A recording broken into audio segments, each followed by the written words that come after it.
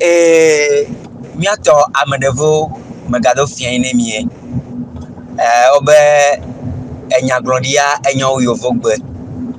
wotro ya mi be mia ho mia be amekpekpe deka ke mado wezone mia fe amekpekpea na macho egbe acho ne wa de dokui no asia mia dometo de sia de alebe mia kem ayi mia fe enya etanya ikemie dare ye nyebe vevie nyenye kaile premier pas le ametabiobio konu ikemie wona le Togo kple Afrika Kristo ha meade vevie dodo ka ochona ne ke mia chogbeane mia fa amekpekpe awa de dokui nami alebe mia je wona ogome yo ndogbe na amesiame no troya et ndogbe na fadagan ndogbe na hunogan ndogbe na journaliste ndogbe na tovio pata amesiame no troya ne pasteur bubuto pata les plateformes yadi et troya mido ta frategane sigure kenya be nyafofo agbo aristo gbo zareya mi timbe vire ya mi ba hwevo oguna be nyon le palome yimne du kabo on to ko bele tirado ba de ke ba nyoa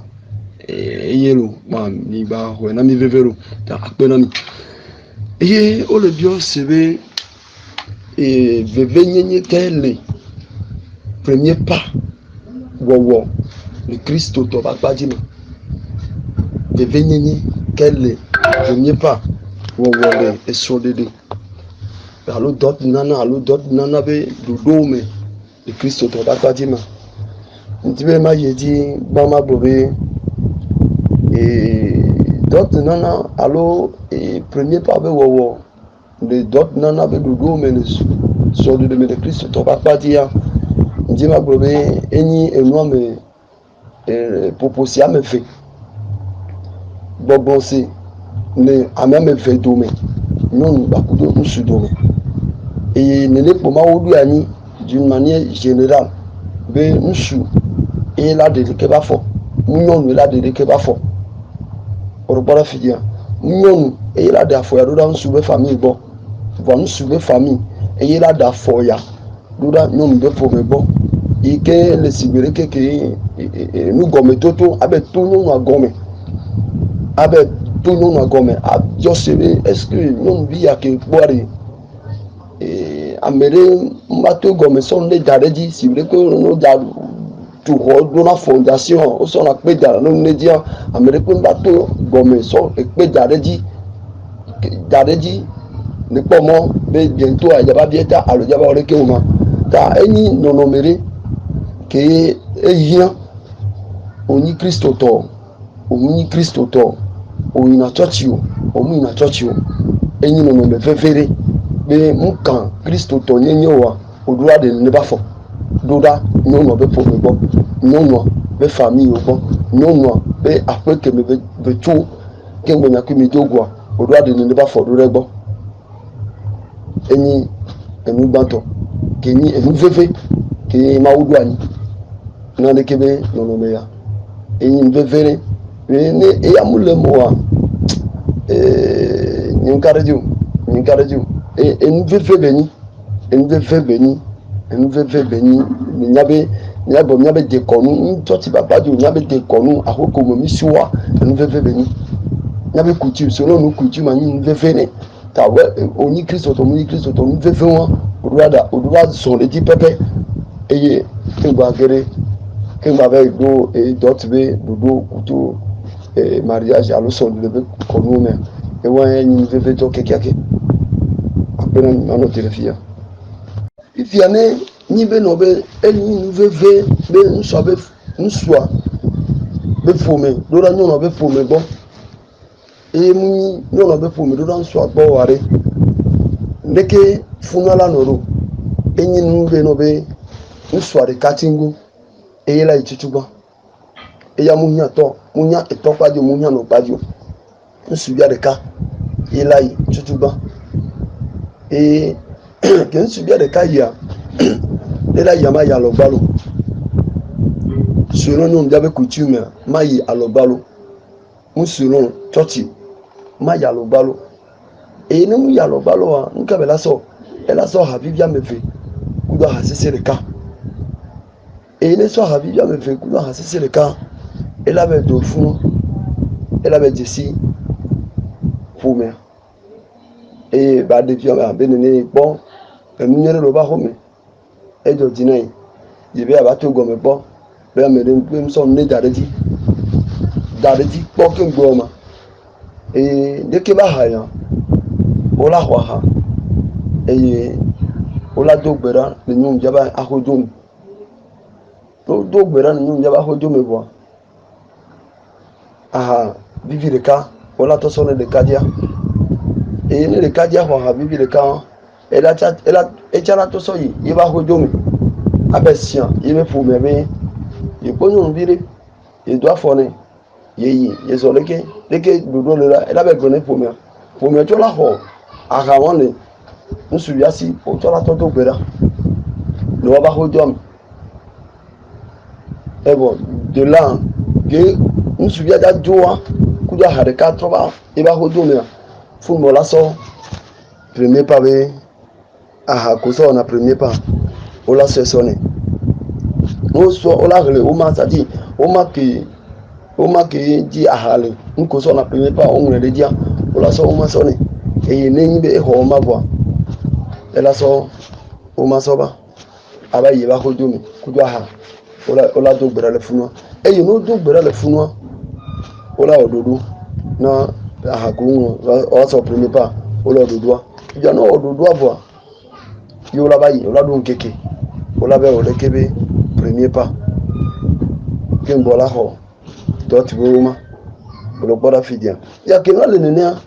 lo gbogbo mi no be tasi no le ke de nsu ya ba padi tasi no le ke nu no cha ba padi ko da no présent na le kebe premier pas kudo dot abe wa o do anya mere ne nsu ya ba padi obieta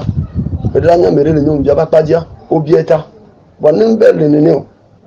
amekele so agban nsu ya ba mekele so agban na le nsu ya ba padi no bieto no bia ba mekele lo ko agban le nyom ya ba padi no bieta to problème le funo olokora fidia pale go le dodo ya pata me nyime no be eni afford le kudo no numero me ke we be no be ne enu ayi nene le no nomenyo to me ye aha o so yi no bia ba podo me yo do gbera ye be to hore ka gbo be cha ba podo me yo do gbera no bi ne no le nene e so me nene be ndu anyi won no ne obe au premier pas obe bi onyo ndiata nkan problème ne pepe ke la jowa sur le pont potolina ke so imabomabo orokora fidia elina ke so imabomabo nkan ni pepe la domorodo ne vin toja ne premier pas balo o baba won ne premier pas balo yun baba bi onyo ndiata jowa asugo wa ka flelina ke so imabomabo egore me boy beben quelqu'un a zoni on be mazo il y a yewebe egbea et son de paix bagban kudo chaka le son de paix gbogbo egbea et nous nommons a zoni on be manyazo et le son de paix bagban ba et le chaka ba asugo et le gbegbele le tito ba nsukudo nyonu do mebe le fomome les sociétés les hadomeme les afisi kore le nyabe agbenu nyabe kiki amebia le nuko le azoni yabe nyoma zonta ele blemu le nyontiebia et ni sebe gbogbo ni sebe zeto ni sebe santa ni sebe rekereke bo nyon tom nyawe de afoki mi doade abe ko seto abe Kristo to no ta mba no to e mana nya segome fa son no no mere pe mule abenobe mariage chrétien, alors mariage coutumier ou bien quoi que ce soit, le cas que le numéro mariage c'est mariage, le premier pas c'est le premier pas, le cas que le numéro selon la coutume de la femme. Et Dieu là au premier pas, nous selon nous suivons ni Christ toi ah ni Moslem toi ni Américain selon à que mbeli j'avais bon non aller yebe coutume selon coutume wati bela au premier paro mukambe oni Kristo to mukambe osubona oina church alo dona bero anu anyewo ta ne eno suivre ne be pas nti fafa le gomme sese na nan e jobana ase jobana jaira bana et amisiami nana ni fiesi fiemi orokola fidia wa ele vevere mais ni ma cite ba o nopo ni mi wo no le no me ya nord mi ame forme el nord america enyona e da sedi divana orokola fidia ele vevere akpe Mido akpene a pasteur évangéliste Kevin Kosikuda ya kele de nous nami so kuro bi be tayantia pasteur Kevin di be ma bio be le mi abe hame ade mi ami grona be ngbeto sron ne de ka kutu bejere opo wa no no ade de ke mi de na fo ado de ke no suvia mi pe na de wanti yo de na fo aso ina nyonu bia be jila ogbodo akwa pa wanti na mi vire ne matrova enyabio sedoji ya se gomea mbona ne ka gbona be no be Dieu a fondé la famille avant l'église. Bien, c'est ça. Pour me donc qu'on a church. Pour me qu'on a church. Dans Amérique, on a beaucoup de faux. Il y a un pasteur Vayi, pasteur Mouni, Nkekero, Alopero, Vayi, beaucoup de faux. Et bien, conséquence, et pas bénédit. Ta faux, l'incona church. Gbagbe kudo fomo emene ko ta gbagbe kudo fomo ta ma wonu pere nyanti nya se gome fomo le nko na church lo akore mo so ke ngba ba le church akore mo so ke ngba ba church me akore mo ke so ke ngba ba church pastor gbagbe kudo ho mo gbagbe ku fomo mo ele bebere apena mi yo mi da pere bia ta ndakpere to jino na desia de jiji penu polo desia de ta magbeta mabe bia ke nya fofo abia ne mio nya be hame sibere ke be gbone ne sibere ke ngbro sanene be nyon vile kun suviro dogo anu no wa enu bantoa ni me no be wan tola bolo wa segome o dasile di ani proposer be gododo banto ni won me fe yon dia lo subi acha lo eni banto e kenyon dia lo subi acha lo bori afoke je bolado mi polo nawo sibere ke ngboro ne nsubia ela soha ni pastor eji evio pastor church eji evio ahore mo jire viare ke ngbe ba troji mi le ba church le boni ta ni ma impliqué aso do ku ni ba do nko grigri be enyi pastor ni gbogbo meto voi ona munya ma yo me ve ma pompo no okay no bi sister olo brother olo e bo mi fa de bo ma on ko ma polo wa jagba nsu bia ni jagba ni eto akudo nyo bia be fo meto gbo sibere ke nglole gomeje jamenenia basoha selon la coutume de la fille et non selon la coutume ni la civilisation de l'église de church amen kume koko alo bible abe awo selon ahoke me yi ahoke me le yi abe ahoke me be c'est-à-dire ahoke me be nyonu be po pike be le yi ahoke me be le yi abe bio nyonu ata alors ahoke me be vibe le soa ne wo ntiam le ahoyabe dodo kle esenu oropodo fitia nye ma me poser be church pastor mu npo mo ne yam jaba mo be no be bisi yo hona goro yo hona enu ya yeke yo hona le se sona bonye won le se sona afore de won e ba da fo bayi ebe nyom jaba parent bo nsa nu ko bio le keke nglosa e la so ha ayi abesian akodoa nyom ja chala ahon le ka chala troba nsubia gbo ora do gbera le nsubia ja ba hodo me e bon ainsi de suite fun mo la reprendre pas ben non be o male o reprendre pas pour un ola il procédure pour te dire na premier pas bo e mbroveta sinon me fait pas tant ne to pas di kudo no pas di ola nya mereke oto domaine ya me obi o atapo alors on a premier pas no achapo pa nene no ale won gbogbo yen Pasteur Kosi Kevin Kudaya midakpe kan de zialesi ole de nu gome nemi le mi akwata mi so de leme ni so de anye dogore nyade nu le church de ke nyamayo church abenko pasteur abe dizizi enyi be na nyonu via yi na church le gbo a enu ko wona le khome agbo a o mawe o khome amenu pata o le sibebe na iya meto be subo nene da enu ke ya igbon eye nu su ya be khome to la odo a nyonu via e na church le gbo sibe haklola sibe pastor nene ade enya kokpo la gbon soso mi abe hado to pastor kele pe chale kplo ha mene be egbedede nchi o yo da pere biabiata nya mble vale degbere di bale insister bale réintérer bena nyonu vi que frère Paul church be ade ne church me be ade akore me be so egbea enu o be wo egbea ena be de so de pe gbogbo to le do problème bara o ja jo nyonta alo jo premier par nyonu o be lo ni church me to o wa o be no nko o onu pataka kakaba koru eso de be problème na baba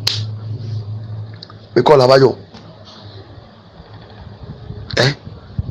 na me janyi ku fifidien ta funa na me janyi le church me ku fifidien nu gba to ko biona ibe prometore ma o mi jana church to o mi jana pastor to ibe prometore biona nya to egbe a o lo ere le goya me be wa gbolobe ibe church me ça dit égoïsme kudo dada ibe church me yo na maria subo yo de national me jeunesse de national nous on va là dessus ça dit nous peut-être dadai nyani kevina mule nyagbonyo si bere ke mble nenia mule nyagbonyo akwere na me asoke mbe ba troji bele ba chochire gbo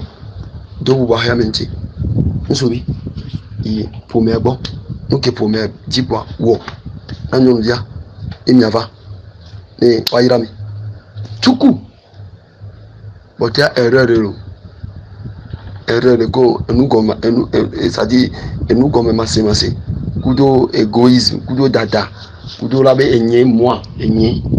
yetu ekolomia to egbea munyolo mle semolo anya ha dodo nya do ayehome yo pastor nya do ayehome nde kibinu egbea nu ole gble egbea nu gereba sugbonto gereba kele divorce egbeno yi justice bien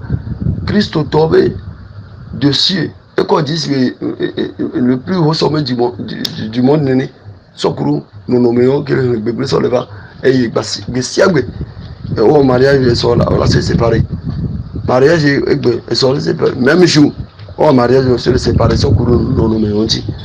amnya doit yome tamu jese olo bwanyanye gbonye Kevin boya mulesemo mulenya gbonye neno akwe yegbebe ngere ke egbenyo pastor pour l'évangéliste au maounya bloton ni va le se comporter si bé et ameko le va church ni nyabe popote alors ameko le subol nyabe popote ya nyawe dofu jiwo nene on est possible et nous dit pas la minina mao wegbe missionnaire qui sont patron on est possible et nous sommes des nous dit pas là le benenu ya pas nous a dit non il m'a oudomi la nibadi avec moi va mon nene ma woni nous toi ma o kenyi nous toi kenyi fo me beto ban church ya beta to alo church ya beto ma o to mbio no na nori M'viens n'ore. Voyez bien, ni va le dire que si vous n'y et nous toi donné. Aucun mini nous dit pas la main. Novio, nya jai. Ni nyam le nyom bia betepea. Alo le nsu bia betepea. Ma be wa ba mo do ko do go mesese. Yo ogbe na obe wo na nuke pastor globe ono wo ne ye be selon ne be ko se kudo e be dodo ne church anu amoro ko gbe na ogbo be o jaglan e bo people de kuto yi na enu ade pe to mo na be to ateyu nu ade pe to mo na be to people de bible be e people de nde pe ma o be people de amudi do ndakpe mano telefia. Pasteur Kevin Kosikudaya mi le do afile kule ne mi awe wona ke woni mi second me premier pas le ameta bio benu me muni vodu benu ke ye chotito e la twa fokpo mi lo ne mi second me kule le gbo wa eye won Wezo premier pas wo ame na church you ame mu na church you ame enu na agbazeji mu na agbazeji o mu yin voju benu yo eye ngbon le enyame be ahodo me nyo ya ba ahodo me ke o so aso yi yo la dogbera o mu ja dogbera le voju gbo eni ne ke nsubi aja ba ahodo me ko la to so hare ka won to so ba si an nsubi aja ba ahodo wa mu yin voju gbo o la dogbera ro e o mu le dogbera na voju o le dogbera na ahodo wa mu yin voju yo ro ahodo wa mu yin voju yo fome mu yin voju yo ta premier pas mu yin voju benu yo i church to la to afore me be o ma wo e no la we cha de ko la we pastor le imposer yebe wo le be manie le be norme yebe norme no mu le possible appelant mu voju benu yo no merci. Ouais, alors pasteur Kevin Mido Akpedo nous comme de wota amesia me la so ede kudo eveleme ne ola glonyare la so fufu enyako pata migron alors premier pas le ametabia bio be kormome le Christo hame ade enyako la glone Christo hame o nyako la glone haklo la o so kuro ameriko tina tero fomea be dodoji be yo chola wo ale enyaka olagbon ba so fufu enyata ne mi ahunkane ame odio ameko pata odo to mi kaka ba do nuwa ne wa bi onyarika alo abevi na konu me no yo do gbena to dino lo pata pastor bubuto fada bubuto ble huno bubuto ame siame ble journaliste pata ma be nyawe nukemi blon keke so gomejije ba koro we ya ba tro ne te gbere ti be nya pata nya se gome ma ba mo nya han dodo be enu ti bola emi nyina mawo mi dofu yodi evi o koro nya be church mo ne nyen to evi e ke ntom di propre na do kunya ni to ma wala ho nyeme ne etovo wa amerique to la ho me fa e subo lo gboni ni amerique bo e be ndo jinai ya de ya o premier panel o la we sino akuya mebe be ndo anyi be akuya mebe kutim muni votu be nu yoro muni santana be nu yoro ta to na fonti sinado ele vevere be nyon no la pastor nya jovire la jolo mo divire aso fomea dare te fo e fomea ne po enyan gbo ni me no be ole négliger mi alobe mi ami ne bore pona o voilà fi ke nya be pal nya be to da silia ni efa kpɔmia si ne nya be do dasi voa côté wa ya fomea ahoke me so be do dasi kpɔmia so nya met nu sia nu ne be do pe kpɔmia zo do akpe na mi ma une ira mi emido akpe ne mia dometɔ ɖe sia ɖe ke gba woe be to na mi so gɔmedzedzia kaka va le ɖo enuwa mi va le do taflatse mia be connexion mbatɔ mia dzi wetrɔ ya tututu le gbɔnye gbakudo le pastor Kosi Kevin kuda ya gbɔa etsã ele do avawli le ŋbɔ si me na be enua mu wɔ ekpɔ connexion kpoe mo le nyo connexion to lava la dzo neneke be nyi le etsã gbɔnye wa mi do akpe ne pastor Kevin ke gbe be game le nume na mi vi de le gaƒoƒo ɖo me ke wa mia gblɔ be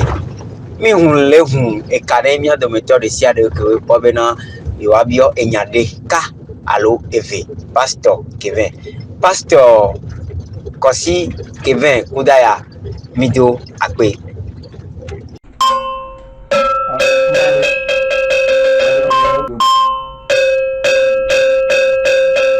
Mia denu mina mia itsɔwo mie dzrawo ɖo ne mie do ɖe dzi eƒe akpeve blavevɔ velia ya